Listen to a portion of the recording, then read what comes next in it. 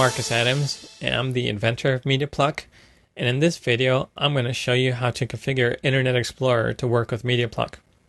So the first thing to understand is that MediaPluck is a web proxy. So really all we're going to do is we're going to configure Internet Explorer to use MediaPluck as our web proxy. Now let's go to the Servers tab here in MediaPluck to see our settings. You can see by default that MediaPluck is already started up. And by default listens on IP address 127.0.0.1 port 8080.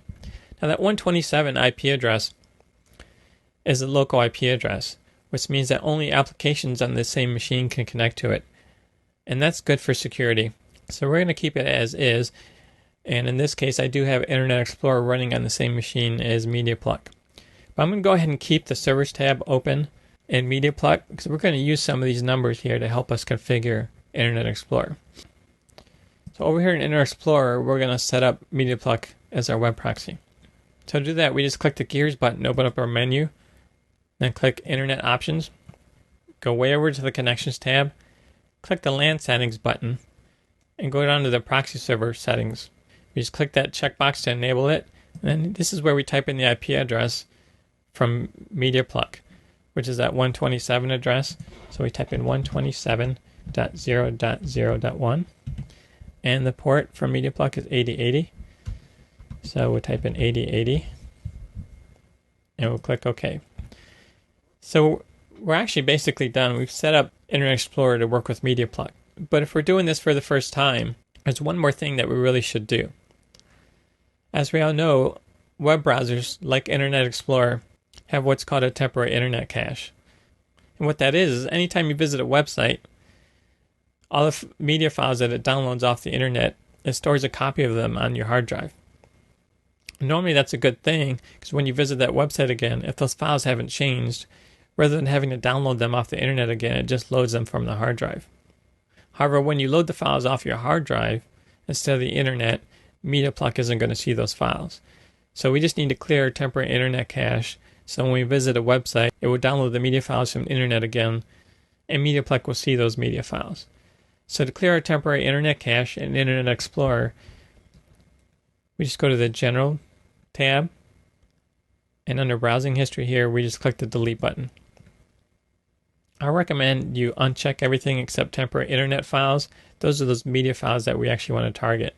So just have that option checked, and then click the Delete button. Then we click OK, and Internet Explorer has told us it's finished deleting those files. We'll dismiss that, and we're all done. So let's go to the Thumbs tab here in MediaPluck and see it in action. We're going to go to our first website here, go to the MediaPluck website. And you can see immediately the website comes up here in Internet Explorer on the left, and thumbnails of all the supported media files have shown up here in MediaPluck on the right. You can see here's the little icon from the website. Here's my MediaPluck banner here from right here. And if you want to get a closer look at that in MediaPluck, you just right-click, pick Save and Open, and it opens the image up under default picture viewer. So now any website that we go to, MediaPluck will be showing you thumbnails for all the supported media files. All right, so there's one more important thing here to understand. Now that we've configured Internet Explorer to use MediaPluck as our web proxy, the easiest thing to do, of course, is to leave MediaPluck running. And there's an option here in MediaPluck that will help you do that. If you go into Options and enable the checkbox that says Auto Run on Windows Login, what that would do is anytime you log into Windows, MediaPluck will automatically start up.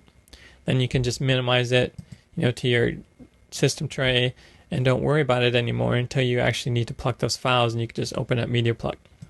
Now, if you don't want to leave MediaPluck running, that's fine. We'll go ahead and shut it down so you can see what happens. All right, so now we'll try to go to a website here with me after MediaPluck shut down. And Internet Explorer gives you an error message that says it can't connect. And the reason it can't connect anymore is because it's trying to connect to MediaPluck, which is no longer running. So that error message makes sense. You just have to remember that when you do get that error message, there's two things you could do. Number one is you can just start up MediaPluck again and you'll be good to go. But if you don't want to start up MediaPluck again, that's fine. You just need to configure Internet Explorer not to use a web proxy anymore. So this is how you configure Internet Explorer not to use MediaPluck as your web proxy anymore. You just hit the gears button, open up the menu, go into Internet Options, go to the Connections tab, LAN settings button.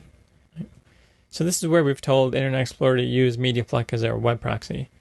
We just uncheck that, click OK, OK, and we're back to normal. We can access the internet again without having MediaPluck running.